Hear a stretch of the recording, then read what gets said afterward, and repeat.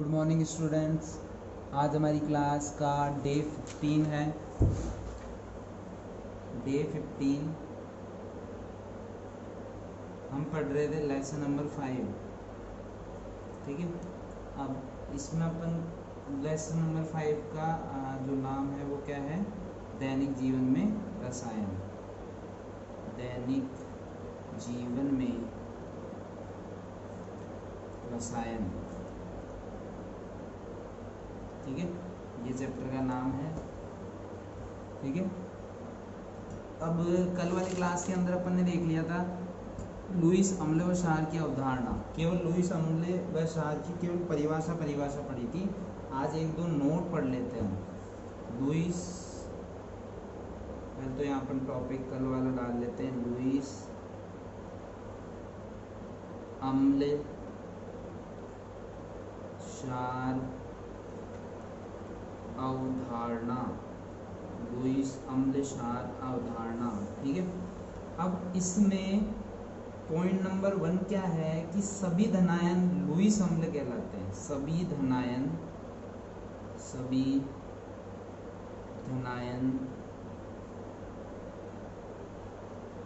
धनायन Lewis अम्ल कहलाते हैं। लुईस अम्ल कहलाते हैं। कहने का मतलब ये है कि जितने भी प्लस वाले होते हैं, जितने भी धनायन होते हैं, वो क्या कहलाते हैं? लुईस अम्ल कहलाते हैं। जैसे उदाहरण के तौर पे अपन देख लें कि कौन कौन से। उदाहरण के तौर पे अपने पास जैसे है Cl प्लस, मतलब Cl प्लस। Cl तो वैसे माइनस का है, लेकिन जो जहाँ पे Cl प्लस के रूप में है C2H5 प्लस। ठीक है, H3O plus, CH3 plus, NO2 plus, Br plus.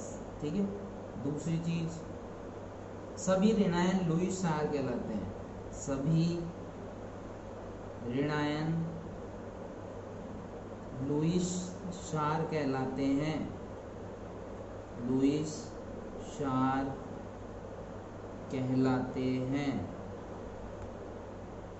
जैसे लुईस क्षार कहलाते हैं, जैसे Cl माइनस का, OH माइनस का, NO2 माइनस का, Cn माइनस का। ठीक है, ये क्या है? सारे माइनस के हैं। एक अपने पास हो गया CH3 जो क्या है? माइनस का। अब देखो इसके अंदर एक मोस्ट इम्पोर्टेंट चीज है, या नोट भी लिख सकते हैं अपन, कि जब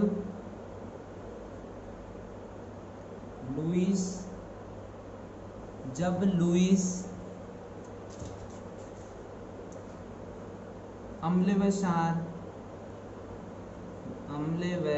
क्षार क्रिया करते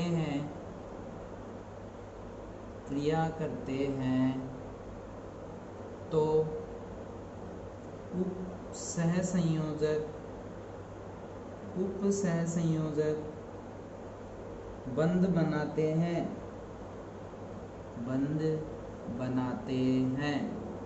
ठीक है, जैसे अपन ने लिख दिया, यहाँ पे अपन ने लिखा NH3 प्लस BF3, इससे NH3 और BF3। ठीक है, तो ये सब अगर लुईस अम्ल व लुईस क्षार आपस में विक्रिया करते हैं, कहने का मतलब है कि लुईस अम्ल तो क्या थे? धनायन, और लुईस क्षार क्या थे? ऋणायन। तो जब धनायन और ऋणायन आपस में विक्रिया करते हैं तो कौन सा बंध बनाते हैं? उप सहसंयोजक बंध। कौन सा बंध बनाते हैं? उप सहसंयोजक बंध। ठीक है, अब लुईस सिद्धांत की कमियां अपन देखते हैं, तो सिंपल सी कमियां ये थी कि जब अम्ल क्षार की सामर्थ्य का निर्धारण नहीं कर सकते थे, कि भाई कितनी इनमें सामर्थ्य था, उसका निर्धारण नहीं कर सकते। ठीक है, आगे हम चलते हैं सामान्य गुणों की ओर। कहने का मतलब है ये तो सारे वैज्ञानिकों के रूप में पढ़ लिए।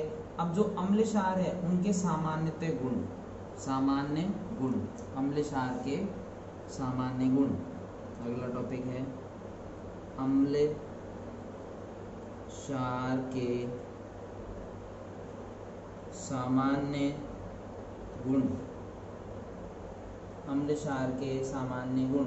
ठीक है, उसमें पहला क्या है, देखो हमने स्टार्टिंग में पढ़ा था कि जो अम्ल होते हैं वो नीले लिटमस पत्र को लाल कर देते हैं और जो क्षार होते हैं वो नीले लिटमस पत्र को क्या कर देते हैं, लाल कर देते हैं। ठीक है, ठीक है। तो देखो पहली चीज क्या है, अम्ल तो क्या कर देते हैं, नीले लिटमस पत्र को, नीले लिटमस पत्र को लाल तथा क्षार, लाल लिटमस पत्र को, लाल लिटमस पत्र को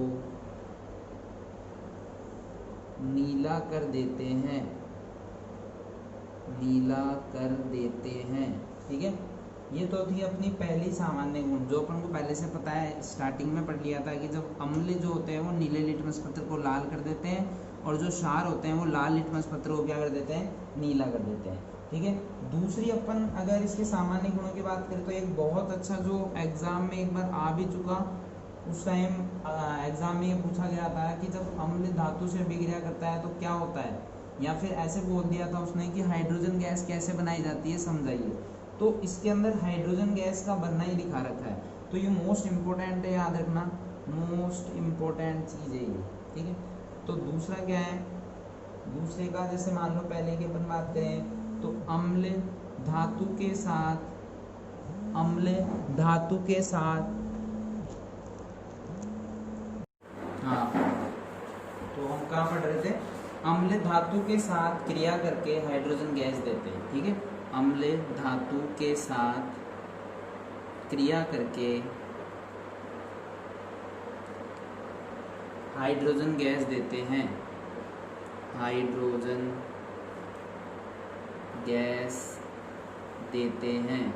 कहने का मतलब सिंपल सा अपने पास ये है कि जैसे पहले एक एग्जाम में क्वेश्चन आया हुआ है ये कि उस टाइम क्वेश्चन आया था कि हाइड्रोजन गैस किस प्रकार बनाते हैं, तो हमको लिखना था कि अम्ल धातु के साथ क्रिया करते हैं तो हाइड्रोजन गैस का निर्माण करते हैं। अब कैसे करते हैं उसको हम एक उदाहरण के द्वारा भी समझेंगे और इसके जो एग्जाम्पल है उसको भी अपन देखते हैं, देखो ध्यान से। ठीक है, तो देखो अब मैंने क्या कहा, अम्ल धातु के साथ क्रिया करके, तो कहने का मतलब है अम्ल प्लस धातु, अम्ल धातु के साथ क्रिया करके क्या बनाती है, हाइड्रोजन गैस बनाती है। क्या बनाती है, हाइड्रोजन गैस। ठीक है, तो अपन को क्या लिखना है, धातु अम्ल प्लस धातु बनाती है तो क्या बनता है, लवण बनता है, और लवण के साथ में क्या होती है, हाइड्रोजन गैस बाहर निकलती है। ये तीर का निशान का मतलब क्या है, बाहर निकल रही है। ठीक है, अब जैसे उदाहरण के तौर पे अपन बात करना चाहें, जैसे मान लो मैंने अम्ल ले लिया HCl, क्या ले लिया, HCl प्लस धातु मान लो मैंने क्या ले ली, Zn। ठीक है, तो अभिक्रिया कराएंगे जब क्या बन जाएगा, ZnCl प्लस H2 गैस बाहर निकल गई। अब आप बोलोगे ये तो संतुलित नहीं हुआ सर, तो हमको क्या करना पड़ेगा, यहाँ पे 2 लगाना पड़ेगा और यहाँ पे 2 लगाना पड़ेगा, जिससे क्या बनेगा, 2ZnCl बन जाएगा प्लस H2 बाहर निकल जाएगा। देखो 2HCl प्लस 2Zn। ठीक है, Zn का है प्लस का, Cl का है माइनस का, H का है प्लस का। ये प्लस किसके साथ अभिक्रिया कर रहा है, माइनस वाले के साथ। सॉरी, ये किसके साथ अभिक्रिया कर रहा है, माइनस वाले के साथ। तो ZnCl के साथ अभिक्रिया तो क्या बना, ZnCl। ठीक है, प्लस H2 गैस क्या हो गई, बाहर निकल गई। अगर अपन बात करें तो HCl क्या है, हाइड्रोक्लोरिक अम्ल, हाइड्रोक्लोरिक अम्ल, हाइड्रोक्लोरिक अम्ल। ठीक है, प्लस Zn मतलब क्या है, जिंक। ठीक है, तो अभिक्रिया करी तो क्या बना, zinc chloride, zinc chloride, zinc chloride plus hydrogen gas, क्या बनी है, हाइड्रोजन गैस। ठीक है, अब ये तो एक एग्जाम्पल लिया है अपन ने। अगर इसको अपन ऐसे बोल दिया जाए कि प्रयोग करके समझाइए, तो प्रयोग करके समझाएंगे वो देखिए। अब किस केवल प्रयोग ही समझेंगे इसमें, प्रयोग। प्रयोग कैसे करेंगे देखिए, कि जैसे सबसे पहले हमने एक स्टैंड, परगनली स्टैंड ले लिया, ये परगनली स्टैंड बना दिया अपने, ठीक है। अब परगनली स्टैंड बना दिया, इसके अंदर ये स्टैंड है, यहाँ पे मैंने क्या कर दिया, एक परगनली लगा दी परगनली। अब जब परगनली लगा दी तो इसके अंदर मैंने क्या कर दिया, HCl अम्ल डाल दिया। क्या डाल दिया, HCl अम्ल डाल दिया, ठीक है। इसके अंदर मैंने क्या डाल दिया, Zn के टुकड़े, ठीक है। तो ये Zn के टुकड़े मतलब धातु हो गई, Zn के टुकड़े, ठीक है। अब क्या करेंगे, जैसे और कुछ देर के लिए इसको छोड़ देंगे। ये क्या है, परगनली स्टैंड है, परगनली स्टैंड, ठीक है। ये परगनली स्टैंड है, यहाँ पे हमने क्या ले ली, परगनली ले ली और उसके अंदर HCl अम्ल डाल दिया और Zn के टुकड़े डाल दिए। कुछ टाइम के लिए अगर इसको छोड़ देंगे तो इसमें से क्या निकलने लगेगा, हाइड्रोजन गैस। हाइड्रोजन गैस को हम क्या करेंगे, निकास नलिका के द्वारा, ये क्या है, एक निकास नलिका है, इसके द्वारा हम क्या कर देंगे, साबुन के जलीय विलयन में इसको निकाल देंगे। ये साबुन का जलीय विलयन, ठीक है। तो जब क्या होगी, हाइड्रोजन गैस इसके अंदर से जाएगी, ये क्या है, हाइड्रोजन गैस है, क्या है ये, हाइड्रोजन गैस है। तो हाइड्रोजन गैस जैसे इसके अंदर जाएगी तो यहाँ से क्या होगा, H2 गैस के बुलबुले बाहर निकलेंगे। क्या निकलेंगे, बुलबुले बाहर निकलेंगे, ठीक है। H2 गैस के बुलबुले बाहर निकलेंगे, ठीक है। तो H2 गैस के बुलबुले बाहर निकलेंगे, तो जैसे ही बुलबुले बाहर निकलेंगे अपन को पता लग जाएगा कि हाइड्रोजन गैस क्या हो गई, बाहर निकल जाएगी। ये इसका क्या है, प्रयोग, ठीक है। इसके अलावा ये तो हो गया, अम्ल धातु के साथ क्रिया करता है तो क्या देता है, हाइड्रोजन गैस देता है। अब तीसरी चीज अपन बोलेंगे कि हाँ, ये पहले भी चीज आ चुकी कि जैसे ही हम क्या करते हैं, मान लो किसी धातु के अंदर हमने अम्ल डाल दिया। धातु के अंदर का मतलब क्या है, जैसे मान लो मैंने तांबे का एक बर्तन ले रखा है, उसके अंदर अगर मैं अम्ल मिला दूं तो वो क्या हो जाता है, कड़वा हो जाता है, ठीक है, मतलब पीने योग्य नहीं रहता है, ठीक है। तो कहने का मतलब सिंपल सा क्या है, उसमें हाइड्रोजन गैस बन जाती है। तीसरी चीज क्या है कि जो अम्ल धातु ऑक्साइड के साथ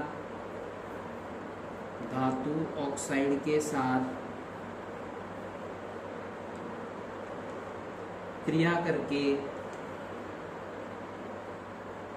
अम्ल धातु ऑक्साइड के साथ क्रिया करके लवण व जल देता है।